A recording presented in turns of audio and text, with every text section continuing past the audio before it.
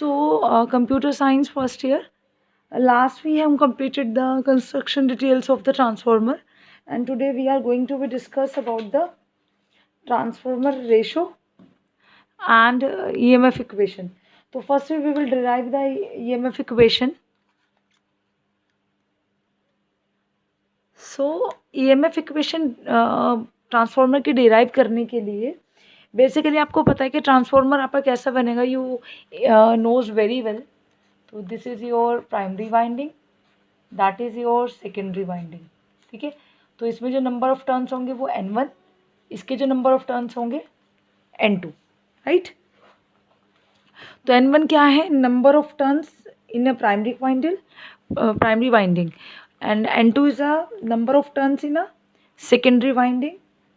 and जो इसका flux है, maximum flux, तो वो what we can say that M is a maximum, phi means flux. तो ये आपका हो गया maximum flux, right. और जो फ्लक्स है, मतलब फ्लक्स कहाँ से फ्लो करेगा, जो आपका मैग्नेटिक सर्किट है. मैग्नेटिक सर्किट आपका कौन सा है, जो आपका इंटरनल पार्ट है, दैट इज कोर. तो कोर क्या करेगा, मतलब ये किसकी, ये तो आपकी क्वाइल्स होगी, जैसे मैंने बताया था डब्बा सा है, ये EILU जो भी शेप है, इसकी एक तरफ ये, एक तरफ ये. तो ये क्या करेगा, ये आपका चुंबकीय मैग्नेटिक पाथ जो बना रहा है, मैग्नेटिक सर्किट जो बना रहा है, तो दैट इज योर फ्लक्स. और फाई बराबर क्या होता है, B क्रॉस A के. तो इसको फाई M बराबर B क्रॉस B आपका मैग्नेटिक फील्ड है, A आपका क्या है, वो एरिया. ठीक है, और इसकी यूनिट आपको पता है, that is in a weber, right. अब इसमें A क्या है, A आपका क्या है, एरिया है किसका, मैग्नेटिक सर्किट का, यानी कोर का, इस कोर का. EILU जो भी आप शेप बना रहे हो, जिसके ऊपर आप वाइंडिंग को लपेटोगे, तो वाइंडिंग का एरिया नहीं है ये किसका एरिया है, कोर का एरिया. डन बच्चों.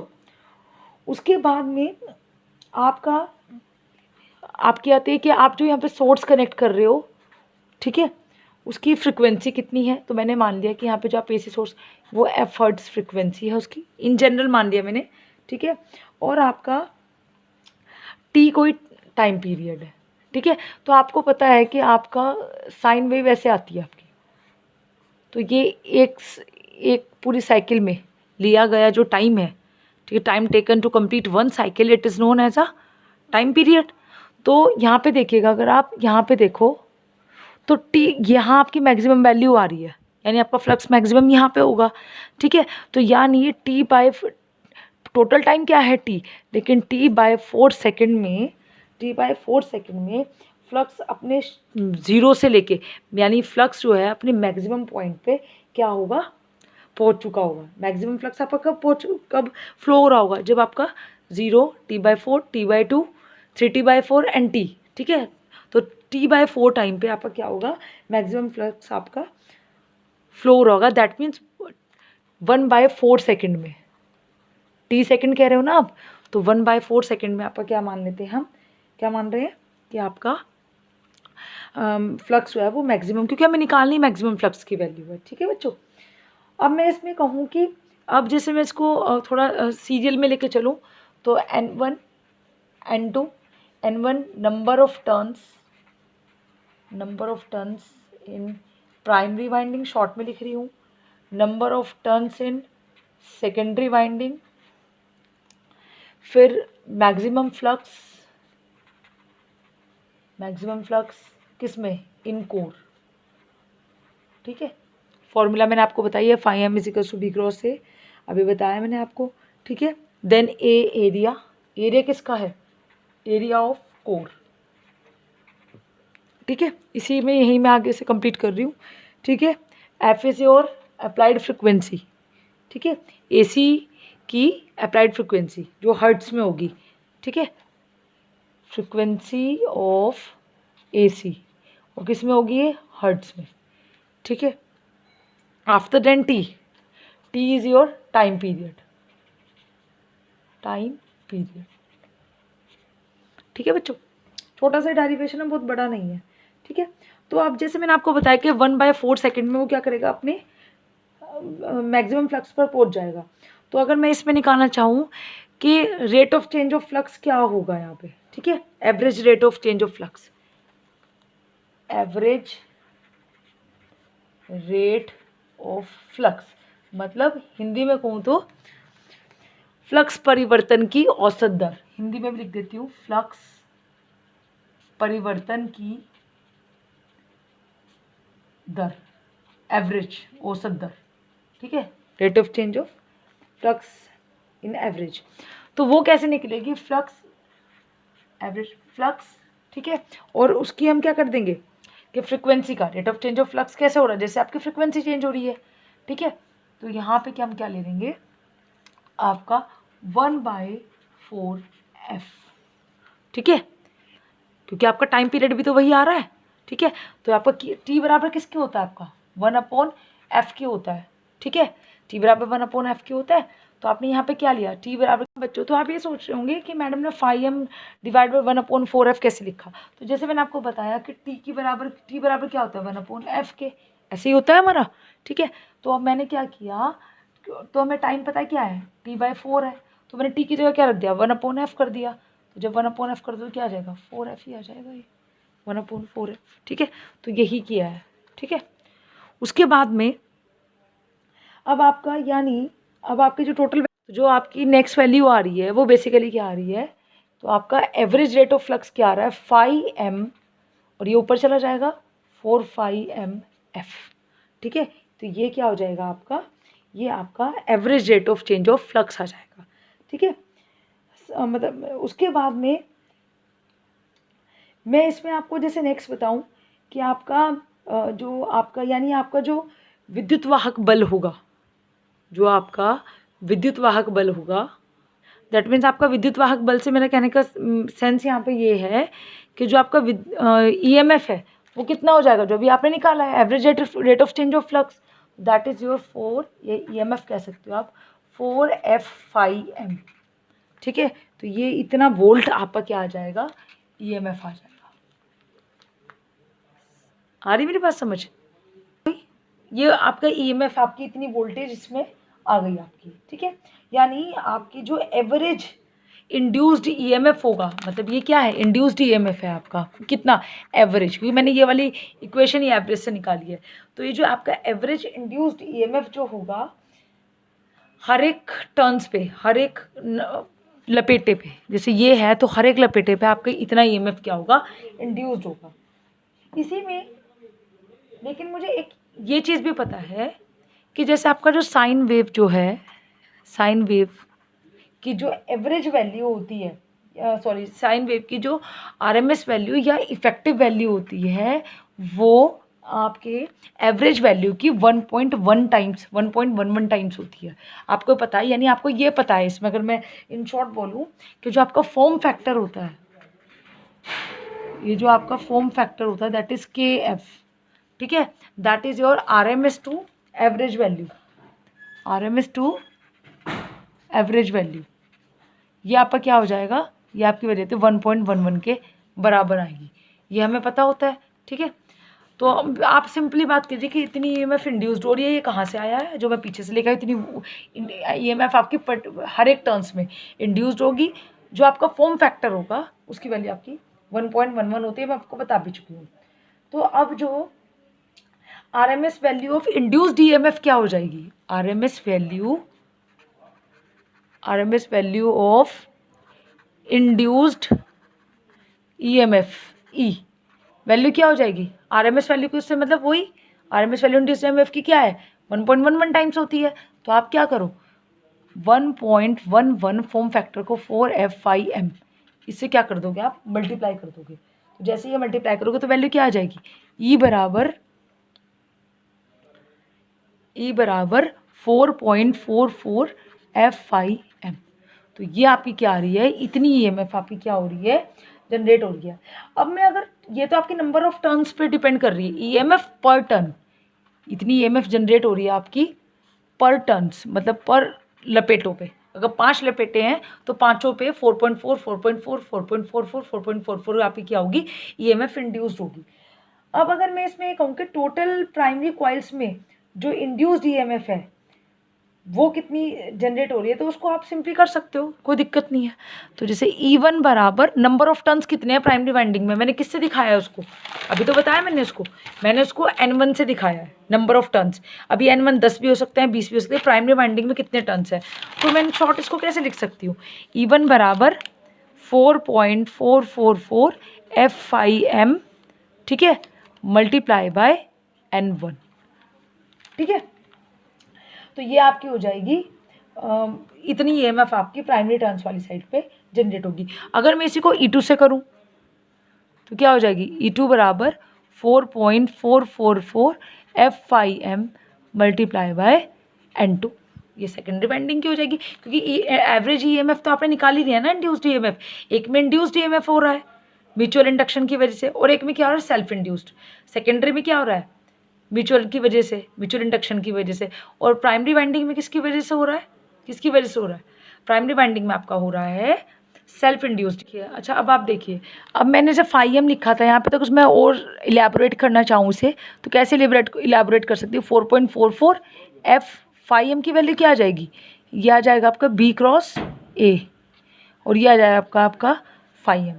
और जो नेक्स्ट वाली इक्वेशन है, सिमिलरली हम इसके साथ करेंगे, 4.44 F B क्रॉस A, और ये क्या आ जाएगा 5M, ठीक है। तो अब हम इसमें बेसिकली क्या कर रहे हैं, अगर ये आपकी फर्स्ट इक्वेशन हो गई, ये आपकी सेकंड इक्वेशन हो गई, if you will divided to both of the equation, तो अगर आप दोनों इक्वेशंस को डिवाइड कर दो, तो सेकंड डिवाइड बाय अगर आप फर्स्ट करोगे तो ये E2 भी लिख सकते हो आप, इसको V2 भी, ठीक है। तो आप क्या करोगे, E2 डिवाइड बाय E1, ठीक है। और इसमें क्या हो जाएगा, 4.44 F B cross A 5M, ठीक है। इससे क्या हो जाएगा, मल्टीप्लाई बाय N2, ठीक है। 4.44 F cross B cross A, sorry 5M तो हट जाएगा, आई जस्ट रियली सॉरी, ठीक है, मल्टीप्लाई बाय N1, ठीक है। आ रही मेरी बात समझ। तो ये सब कुछ इससे कट जाएगा, तो क्या बचेगा आपका, E2 upon E1 is equals to N2 upon N1। तो ये आपकी बेसिकली क्या हो जाएगी, आपकी क्या वैल्यू हो जाएगी आपकी, ये बेसिकली आपकी हो जाएगी EMF इक्वेशन फॉर ट्रांसफार्मर, ठीक है बच्चों। तो ये आपकी इक्वेशन है ट्रांसफार्मर के लिए। इसके बाद हम बात करेंगे ट्रांसफार्मर रेशो की, ठीक है। तो वो भी मैं आपको इंस्टेंटली इसी के साथ साइमल्टेनियसली बताती चली जा रही हूँ, so that it would be over. हाँ बच्चों, अगर मैं ट्रांसफार्मर रेशो की बात करूँ यहाँ पे, ठीक है, ट्रांसफार्मर रेशो की बात करूँ मैं, ट्रांसफार्मर रेशो की बात करूँ, तो ट्रांसफार्मर रेशो भी आपका इसी से निकल जाएगा यहाँ। तो हम ये कहेंगे, अगर मैं इसे ऐसे कहूँ, ट्रांसफार्मर की सेकेंडरी और प्राइमरी वाइंडिंग में नंबर ऑफ टर्न्स में इंड्यूस्ड EMF यानी E2 E1 और उसके टर्न्स रेशो N2 N1 के रेशो को हम क्या कहते हैं, आप क्या कहते हो, आप ये कहते हो कि वही क्या होता है, ट्रांसफार्मर रेशो होता है। मतलब वोल्टेजेस का रेशो, सॉरी इंड्यूस्ड EMF का रेशो, और इंड्यूस्ड EMF वोल्टेजेस का रेशो, और नंबर ऑफ टर्न्स का रेशो। आई मेरी बात समझ। तो ये आपका है, इसको हम इक्वल टू किसी कांस्टेंट K के इक्वल मान सकते हैं। और K क्या है, इसमें वोल्टेज ट्रांसफार्मर रेशो कहलाता है। K जो है आपका वोल्टेज ट्रांसफॉर्मेशन रेशो क्या करता है, कहलाता है। इसको हम हिंदी में ये भी बोल सकते हैं, वोल्टता रूपांतरण अनुपात कहलाता है, ठीक है। जिसमें N2 और N1 क्या है, नंबर ऑफ टर्न्स है, ठीक है, ट्रांसफार्मर के, ठीक है। अगर आपका N1 क्या हो जाएगा, अगर आपका N2 ज़्यादा हो जाएगा, सेकेंडरी वाइंडिंग में ज़्यादा हो जाएगा, और ये आपका प्राइमरी साइड में वाइंडिंग आपकी कम हो जाएंगी, तो यानी आपकी जो वोल्टेज बढ़ी हुई मिलेगी। लेकिन अगर उल्टा हो जाएगा तो हो जाएगा स्टेप अप ट्रांसफार्मर। अगर मैं इसका उल्टा कर दूँ, कम कर दूँ, तो उस चीज़ में हो जाएगा स्टेप डाउन ट्रांसफार्मर, ठीक है। तो दो टाइप के ट्रांसफार्मर आपको मिलेंगे, ठीक है बच्चों। उसके बाद में अब जैसे मैंने यहाँ पे बोला, ये बेसिकली आपका क्या हो जाएगा, ये आपकी एक जनरल क्या आ गई, चीज़ आ गई। अब इसी को अगर मैं इसको ऐसे कहूँ कि V है, ठीक है। अगर मैं इसको V1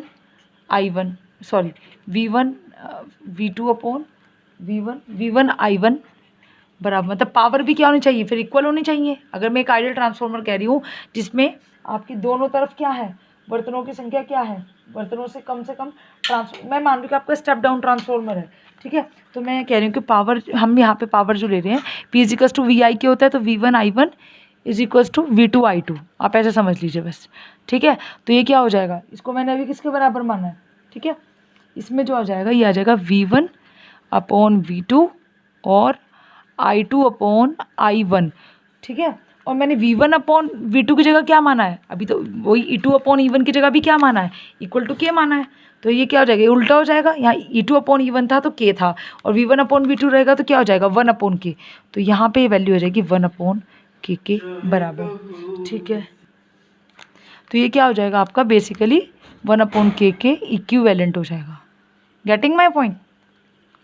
अब एक लास्ट क्वेश्चन मैं जरा आपसे कर रही हूँ, यानी मैं ये कह सकती हूँ कि प्राइमरी और सेकेंडरी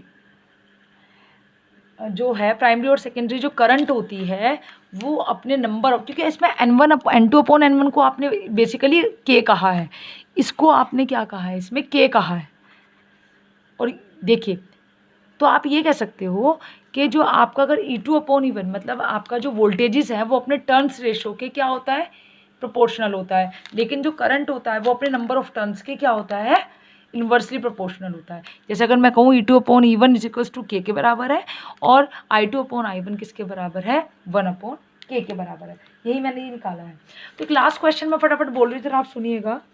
अच्छा, हम हमेशा ट्रांसफॉर्मर की जो रेटिंग है वो KVA, किलो वोल्ट एम्पियर, ये मैंने क्लास में निकलवाया हुआ है, यहाँ निकाल देती हूँ, किलो वोल्ट एम्पियर में क्यों लिखते हैं। ट्रांसफॉर्मर की जो रेटिंग होती है वो हमेशा KVA में होती है, जबकि मोटर्स की जो होती है वो किलोवाट्स में या हॉर्स पावर में होती है।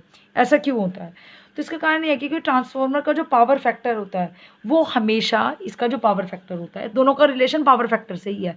ये आपका ट्रांसफॉर्मर में, आप अगर किसी ट्रांसफॉर्मर को दिखाना हो कितनी रेटिंग का है तो उसे हम KVA से दिखाएंगे, और अगर कोई मोटर को दिखाना है तो वो हम किलोवाट में या हॉर्स पावर में दिखाएंगे। तो ये डिफरेंस क्यों है, ये डिफरेंस पावर फैक्टर की वजह से होता है। जो ट्रांसफॉर्मर का जो पावर फैक्टर है वो हमेशा उस मशीन पर या किसी भी लोड पर डिपेंड करता है, मतलब उस मशीन के साथ कैसा लोड कनेक्टेड है उस पर डिपेंड करता है, मतलब लोड पे डिपेंड करता है। लोड हम पहले से डिसाइडेड नहीं कर सकते, इसलिए वो किलो वॉट में होता है या हॉर्स पावर में होता है, ठीक है। मतलब यही बताया मैंने आपको कि जो आपका ट्रांसफॉर्मर है, उल्टा बोल दिया मैंने, जो आपका ट्रांसफॉर्मर है, ट्रांसफॉर्मर का जो पावर फैक्टर है वो हमेशा उस पर लगी मशीन, या आप ये कहो कि उस ट्रांसफॉर्मर के साथ जो लोड कनेक्टेड है उस पर डिपेंड करता है, ठीक है। इसलिए वो किस पे होता है, किलो वोल्ट एम्पियर में होता है, ठीक है, क्योंकि वो किसी भी टाइप का हो सकता है। लेकिन जो आपका मशीन, जो आपकी मोटर्स हैं, वो उसका पावर फैक्टर उन पे खुद पे डिपेंड करता है, ठीक है। उनके साथ जो अन्य, जो बाहर की तरफ लोड कनेक्ट होने वाला है उस पर डिपेंड नहीं करता, ठीक है। अगर नहीं भी समझ आया ना ये वाला क्वेश्चन तो कोई दिक्कत नहीं, कभी तो क्लास में आओगे तब बता देंगे, क्योंकि इतना ज़्यादा डिटेल में आपके सिलेबस में ये नहीं है, ठीक है बच्चों। Thank you very much.